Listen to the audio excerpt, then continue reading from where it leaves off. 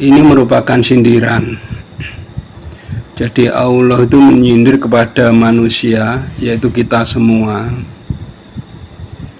yang cenderung kita ini lupa terhadap diri kita sendiri.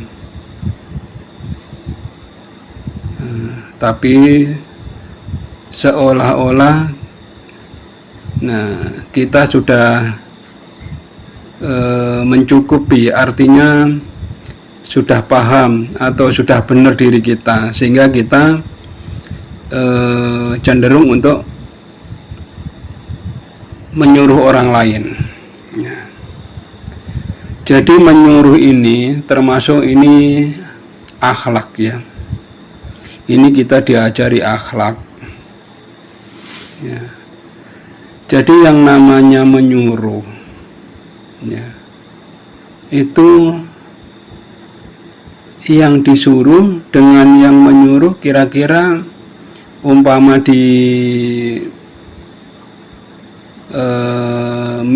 dimisalkan derajat, itu lebih tinggi mana derajatnya, yang menyuruh dan yang disuruh?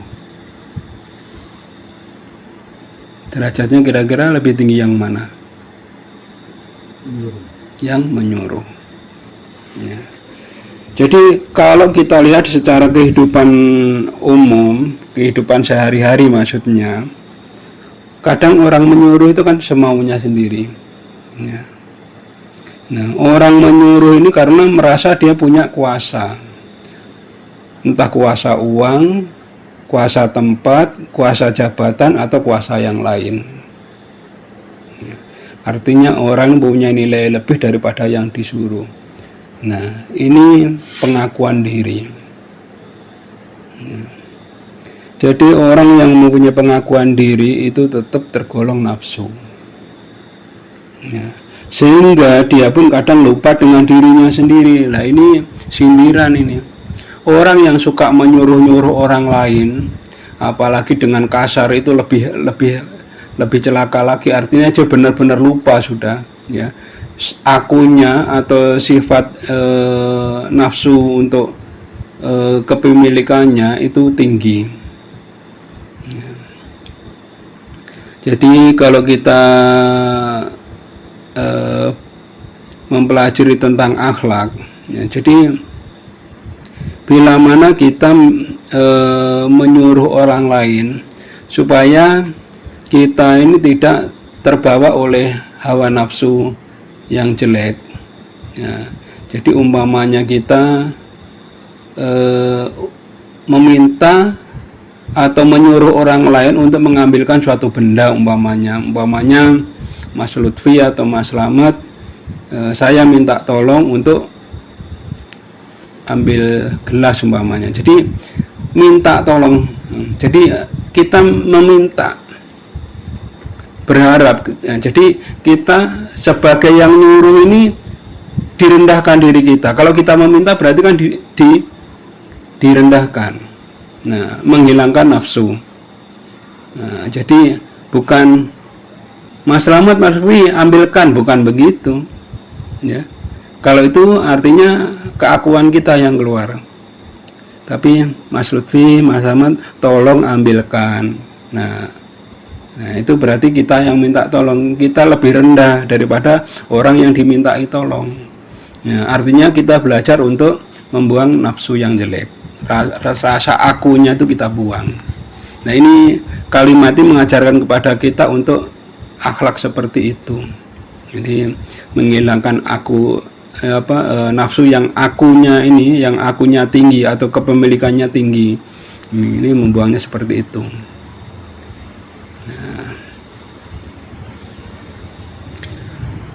Sedangkan kamu melupakan dirimu sendiri. Nah, orang kalau sudah akunnya tinggi, otomatis ya dia terbawa oleh nafsu, dirinya sendiri pun akan terlalaikan. Dia tidak akan bisa mengoreksi dirinya sendiri, cenderung menyalahkan orang lain. Jadi kalau kita nyuruh, orang disuruh itu umpamanya ada keliru sedikit aja sudah marah. Nah, itu pertanda kalau orang itu mempunyai keakuan yang tinggi, nafsu untuk amarahnya tinggi. Jadi tidak bisa mengontrol dirinya sendiri, padahal yang nyuruh belum tentu benar. Ya.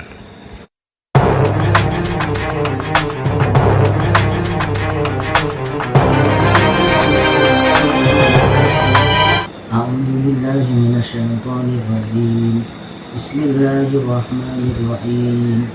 والذين كفروا وكذبوا بآياتنا أولئك أصحاب النار هم فيها خالدون يا بني إسرائيل اذكروا نعمتي التي أنعمت عليكم وأوفوا بعهدي أوف بعهدكم وإياي فارهبون وآمنوا بما أنزلت مصدقا لما معكم ولا تكونوا أول كافر به ولا تشتروا بآياتي ثمنا قليلا وإياي فاتقون ولا تلبسوا الحق بالباطل وتكتموا الحق وأنتم تعلمون وأقيموا الصلاة وآتوا الزكاة واركعوا مع الراكعين أتأمرون الناس بالبر وتنسون أنفسكم وأنتم تتلون الكتاب أفلا تعقلون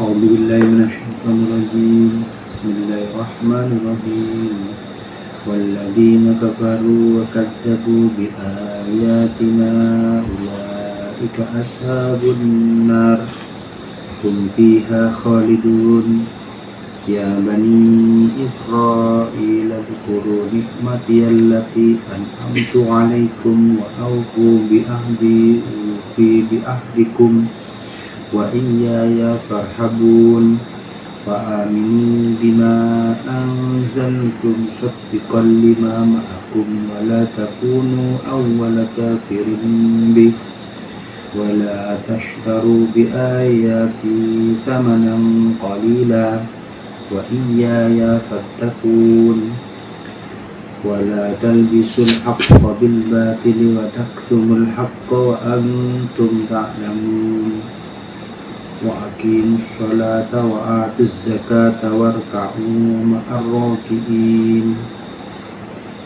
أتأمرون الناس بالبر وتنسون أنفسكم وأنتم تتلون الكتاب أفلا تعقلون. Terjemahannya pindah.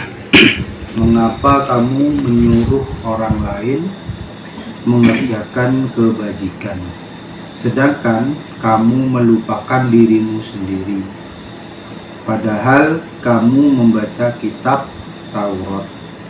Tidakkah kamu mengerti?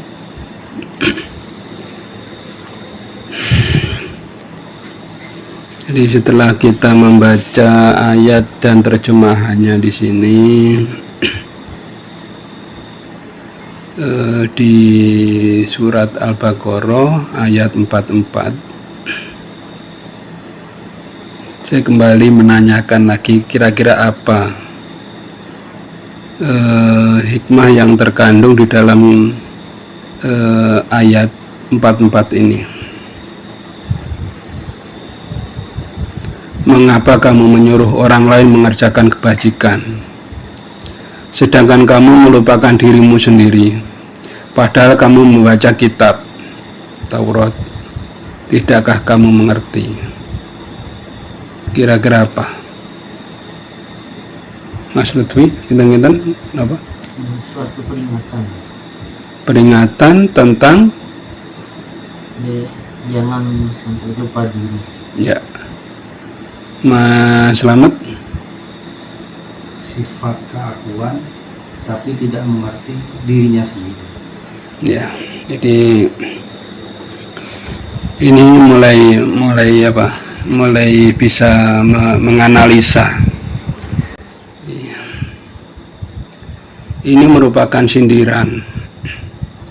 Jadi Allah itu menyindir kepada manusia, yaitu kita semua, yang cenderung kita ini lupa terhadap diri kita sendiri. tapi seolah-olah kita sudah mencukupi, artinya sudah paham atau sudah benar diri kita, sehingga kita cenderung untuk menyuruh orang lain. Jadi menyuruh ini termasuk ini akhlak ya. Ini kita diajari akhlak. Ya. Jadi yang namanya menyuruh, ya, itu yang disuruh dengan yang menyuruh kira-kira umpama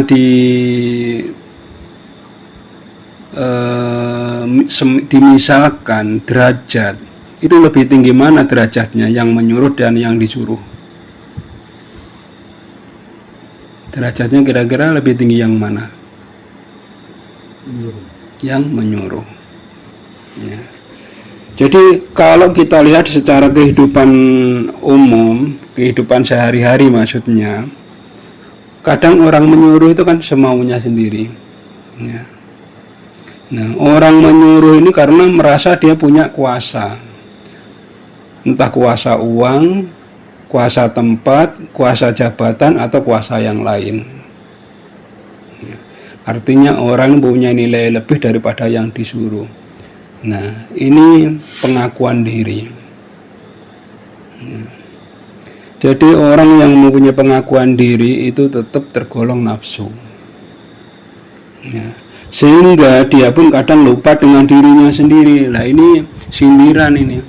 Orang yang suka menyuruh-nyuruh orang lain, apalagi dengan kasar, itu lebih celaka lagi. Artinya dia benar-benar lupa sudah, ya, akunya atau sifat nafsu untuk kepemilikannya itu tinggi. Jadi kalau kita mempelajari tentang akhlak, ya, jadi bila mana kita menyuruh orang lain supaya kita ini tidak terbawa oleh hawa nafsu yang jelek, ya. Jadi umpamanya kita meminta atau menyuruh orang lain untuk mengambilkan suatu benda, umpamanya Mas Lutfi atau Mas Slamet, saya minta tolong untuk ambil gelas umpamanya. Jadi minta tolong. Jadi kita meminta, berharap. Jadi kita sebagai yang nyuruh ini direndahkan diri kita. Kalau kita meminta berarti kan direndahkan. Nah, menghilangkan nafsu. Nah, jadi bukan Mas Slamet, Mas Lutfi ambilkan, bukan begitu. Ya. Kalau itu artinya keakuan kita yang keluar. Tapi Mas Lutfi, Mas Slamet, tolong ambilkan. Nah, itu berarti kita yang minta tolong, kita lebih rendah daripada orang yang dimintai tolong. Ya, artinya kita belajar untuk membuang nafsu yang jelek. Rasa akunya itu kita buang. Nah, ini kalimat ini mengajarkan kepada kita untuk akhlak seperti itu.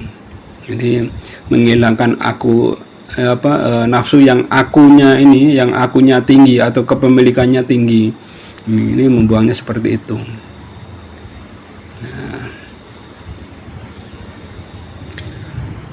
Sedangkan kamu melupakan dirimu sendiri. Nah, orang kalau sudah akunnya tinggi, otomatis ya dia terbawa oleh nafsu, dirinya sendiri pun akan terlalaikan. Dia tidak akan bisa mengoreksi dirinya sendiri, cenderung menyalahkan orang lain. Jadi kalau kita nyuruh, orang disuruh itu umpamanya ada keliru sedikit aja sudah marah. Nah, itu pertanda kalau orang itu mempunyai keakuan yang tinggi, nafsu untuk amarahnya tinggi. Ya, jadi tidak bisa mengontrol dirinya sendiri, padahal yang nyuruh belum tentu benar. Ya. Terus di sini padahal kamu membaca kitab. Nah, kitab di sini pada waktu ini ayat ini turun pada waktu itu kitab Taurat. Jadi ini kisah-kisah yang diambil dari sejarahnya Nabi siapa Taurat? Nabi Musa ya. Jadi diambil dari sana tapi diabadikan di Quran. Jadi kita bukan berpatokan kepada Tauratnya tapi kepada Qurannya. Ya, sama karena Quran juga ngambil dari Taurat. Jadi keterangan di sini adalah Taurat tapi di sini diabadikan di Al-Quran. Jadi sama. Dan maksudnya membaca kitab ini, nah pemahaman tentang pengertian agama, tentang tuntunan-tuntunan agama itu sudah didapatkan. Jadi intinya ini sindiran kalau orangnya hanya bisa membaca tapi tidak bisa menjalaninya, sehingga dia lupa diri, terus nafsunya masih muncul. Maksudnya seperti itu. Tidakkah kamu mengerti? Artinya dia tidak sadar ya. Jadi ini adalah sindiran bagi orang-orang yang mempunyai nafsu amarah atau nafsu kepemilikan yang tinggi. Ini adalah sindiran. Untuk pertanyaan?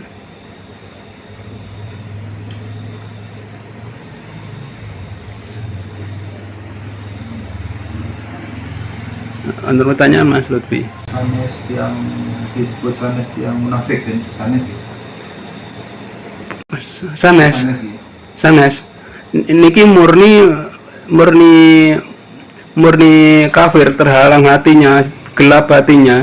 Dia mempunyai rasa keakuan, kepemilikan yang tinggi. Kalau kafir itu Ucapan.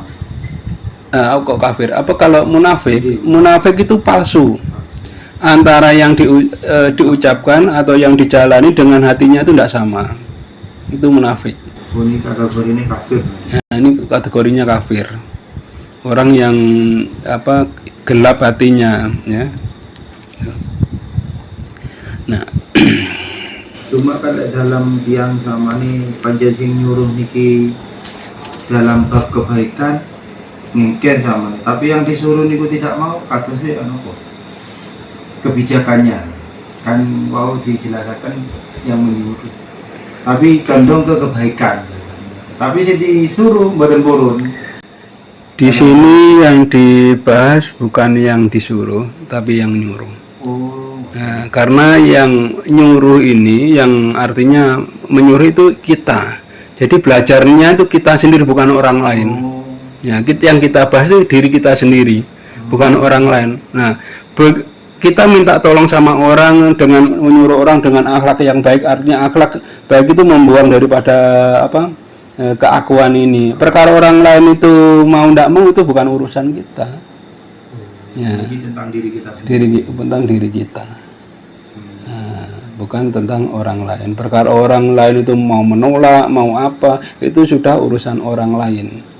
Nah, itu.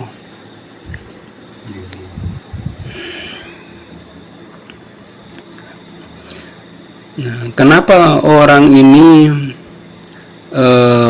atau kenapa manusia cenderung menyuruh? Nah, di dalam keterangan ini karena orang ini akal dan nafsunya tinggi. Angan-angan, akal, pikirannya dan nafsunya tinggi. Jadi orang yang suka menyuruh itu dia seringkali bermain akal dan nafsunya. Ya, jadi secara logika. Ya, secara logika dia cenderung kepada nafsu. Nah, nafsunya diikuti oleh akalnya. Nah, seperti itu. Terus orang ini lupa dengan penyatuan dirinya. Penyatuan dirinya di sini artinya penyatuan dirinya itu, nah, api apa edw. Jadi penyatuan diri kita kepada Tuhan, kepada Allah, nah itu ndak nyambung. Dia muri akal dan nafsunya. Nah,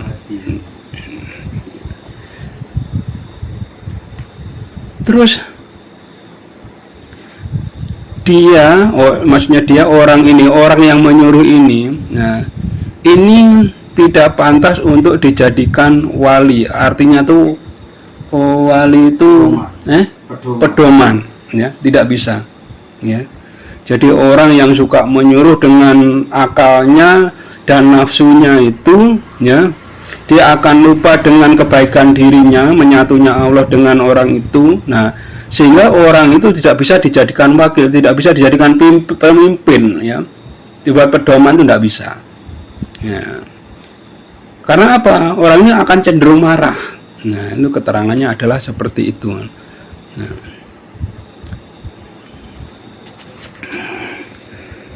Terus orang-orang ini, ya, itu tidak akan mendapatkan cahaya. Orang-orang dengan cara menyuruh seperti itu, walaupun di sini seolah-olah untuk kebajikan, ya. Jadi umpamanya contohnya menyuruh dengan sholatlah kamu atau zakatlah kamu. Nah, kalimat-kalimat ini adalah kalimat-kalimat kebajikan. Tapi, nah, kebawa oleh nafsu. Orang ini tidak menjalani atau dia terlambat menjalani, biasanya sudah marah. Nah, seperti itu karena dia pada waktu mengeluarkan perintah atau menyuruh ini didasari oleh akal dan nafsu yang kurang benar. Nah, sedangkan kamu melupakan dirimu, artinya penyatuan itu tadi, ya.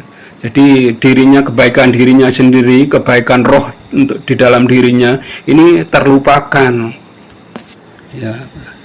Begitu besarnya nafsu yang dilontarkan tadi. Dan orang itu tidak akan mendapatkan cahaya, tidak akan mendapatkan jalan terang. Artinya jalan terang itu keilmuan atau kebahagiaan dan ketentraman. Nah, jadi jalan terang itu macamnya banyak, bisa terang di dalam keilmuannya, terang di dalam kebahagiaannya, di dalam ketentramannya dan kedamaiannya. Itu dia akan mendapatkan jalan terang. Nah, orang-orang seperti itu. Wonten pertanyaan? Misalnya dalam organisasi, dan itu pelayan, itu ternyata gak hadir pas ada semua ya anggota, banyak orang tapi anggota. Ini ketuanya mau nyuruh yang biasanya ngambil, ternyata nggak ada. Akhirnya si ketua ini ngambil sendiri, punya pandangan karena takliman untuk mengajarkan yang kepada yang lainnya. Atau ya lebih baikkan niatnya dari saling tolong menolong. Gak niat ngajarin, bukan maksud untuk ngajari yang lainnya, tapi harus mau panggilan hati. Terus kalau daripada saya nyuruh yang lainnya, terus saya ambil sendiri, itu yang baik, yang ambil sendiri tapi niat di hatinya untuk ngajari orang lain.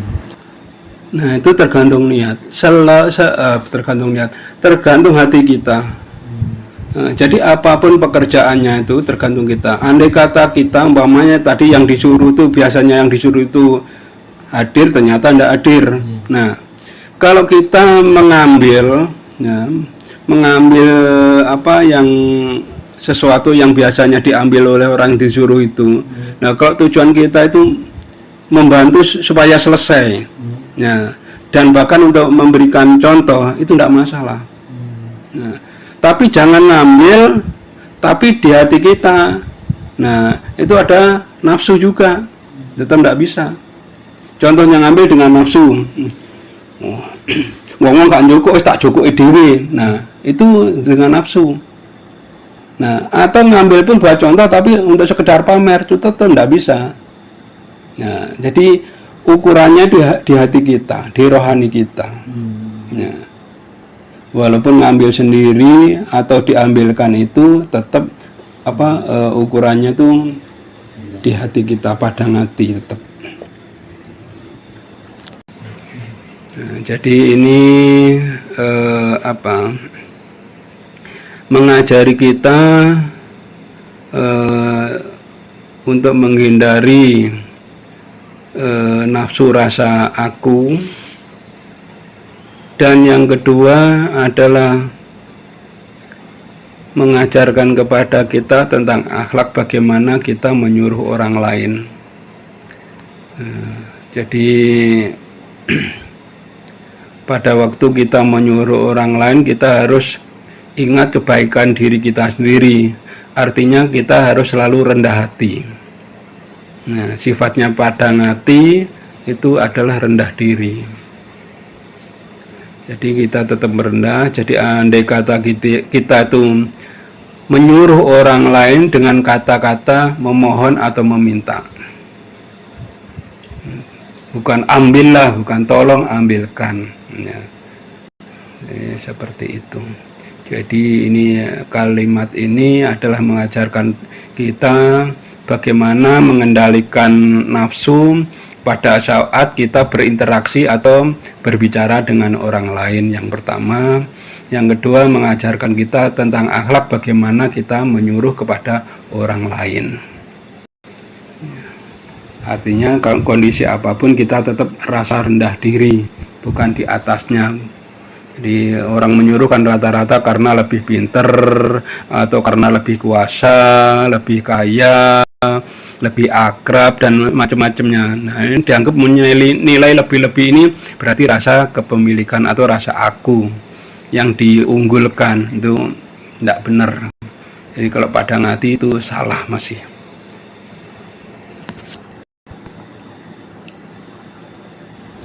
Wonten pertanyaan? Nah, selamat. Wonten Mas Lutfi. Pun cuma sak menten pendek. Menawi mboten kula tutup. Nggih, sampun.